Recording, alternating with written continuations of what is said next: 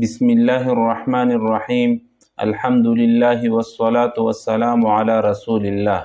ناظرین کرام، آج کی ایمان افروز ویڈیو میں ہم سنیں گے صحابہ کرام رضوان اللہ علیہم اجمعین کی ایسی سچی اور عبرت آموز حکایات جو ہمیں ایثار، قربانی، محبت رسول صلی اللہ علیہ وسلم اور اللہ کی رضا کا پیغام دیتی ہے۔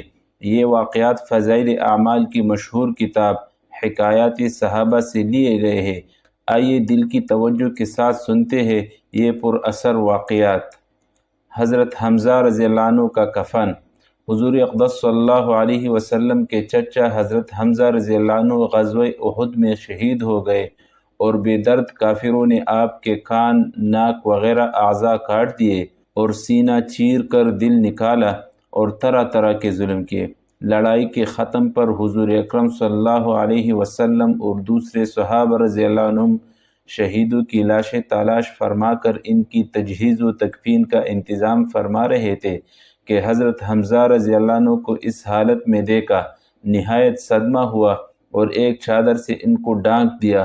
اتنے میں حضرت حمزہ رضی اللہ عنہ کی حقیقی بہن حضرت صفیہ رضی اللہ عنہا تشریف لائی کہ اپنے بھائی کی حالت کو دیکھے۔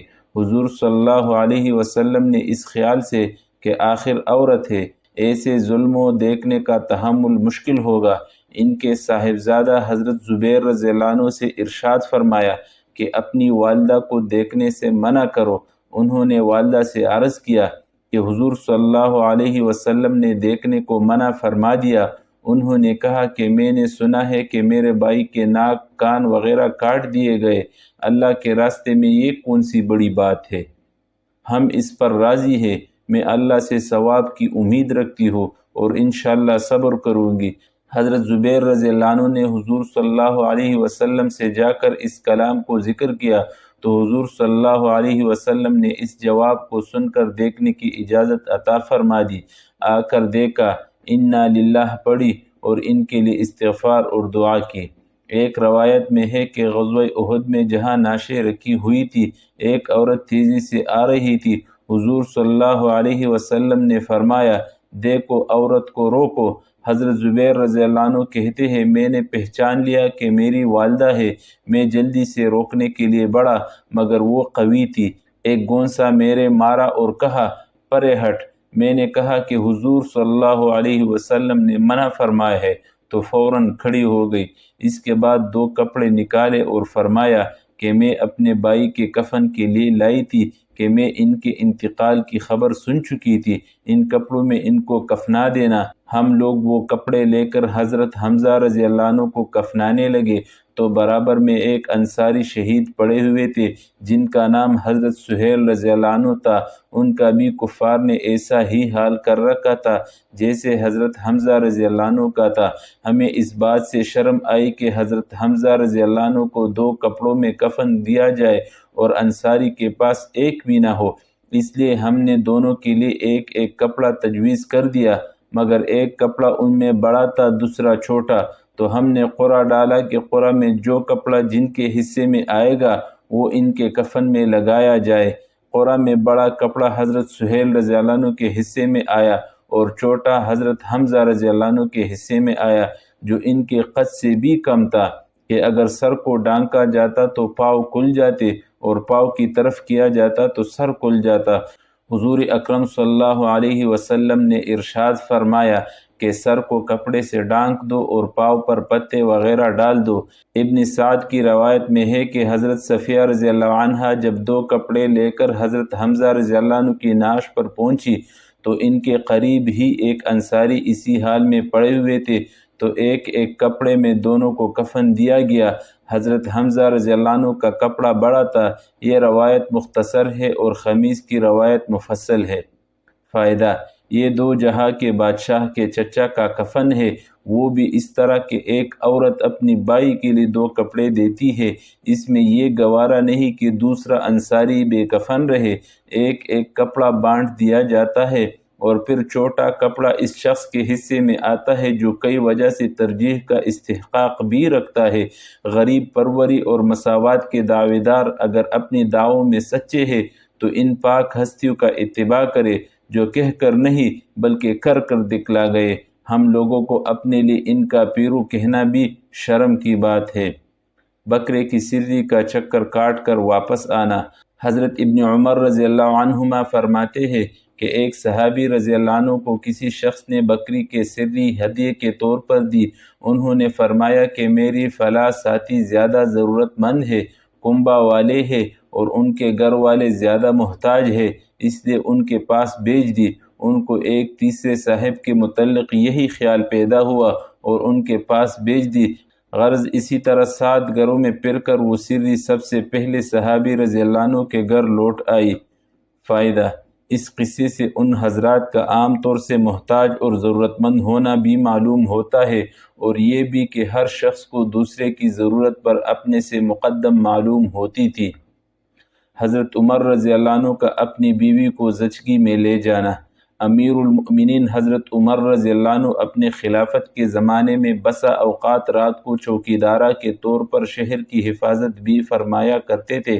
ایک مرتبہ اسی حالت میں ایک میدان میں گزر ہوا، دیکھا کہ ایک خیمہ بالوں کا بنا ہوا لگا ہوا ہے جو پہلے وہاں نہیں دیکھا تھا۔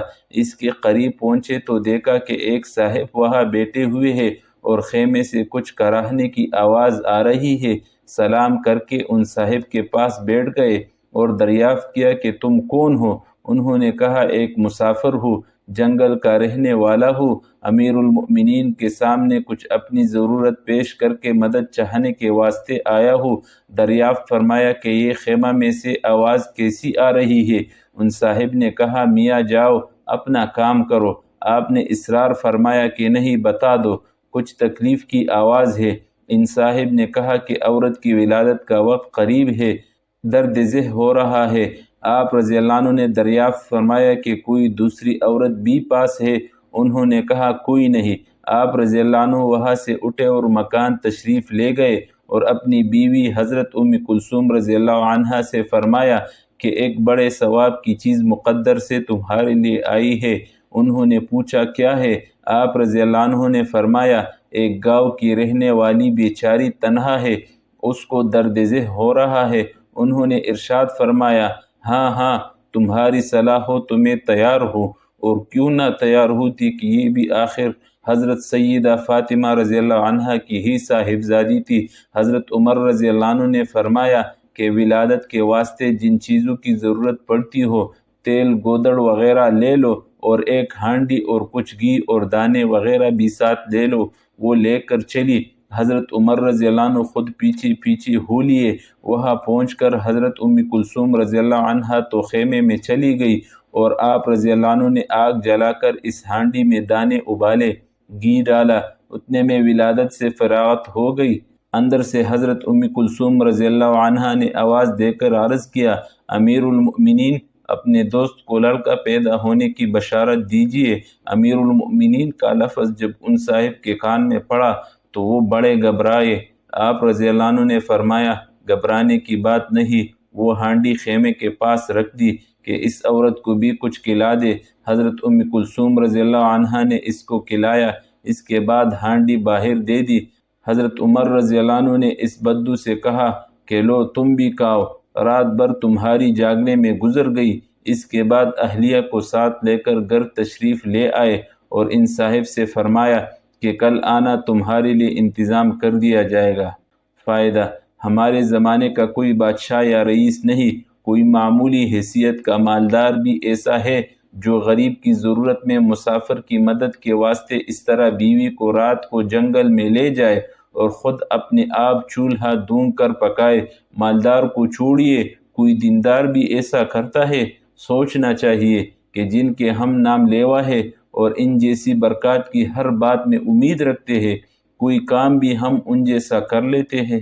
سبحان اللہ، کیا عظیم تھے وہ نفوس قدسیہ جنہوں نے دنیا کی آسائشوں کو چھوڑ کر آخرت کی کامیابی کو اپنا مقصد بنایا۔ اللہم اجعلنا من الذین یستمعون القول فیتبعون احسنہ، اللہم ارزقنا حب الصحابۃ والاقتداء بہم۔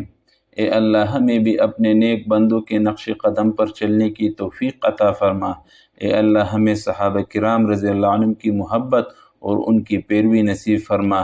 یہ تھے چند ایمان افروز واقعات۔ حضرت حمزہ رضی اللہ عنہ حضرت عمر رضی اللہ عنہ اور دیگر صحابہ کرام رضی اللہ عنہ مجمعین کے۔ اگر آپ کو یہ ویڈیو پسند آئی ہو تو ترجمان الکتاب چینل کو سبسکرائب، شیئر اور لائک ضرور کریں تاکہ مزید روح پرور ویڈیوز آپ تک پہنچتی رہے۔ وآخر دعوانا ان الحمد للہ رب العالمین۔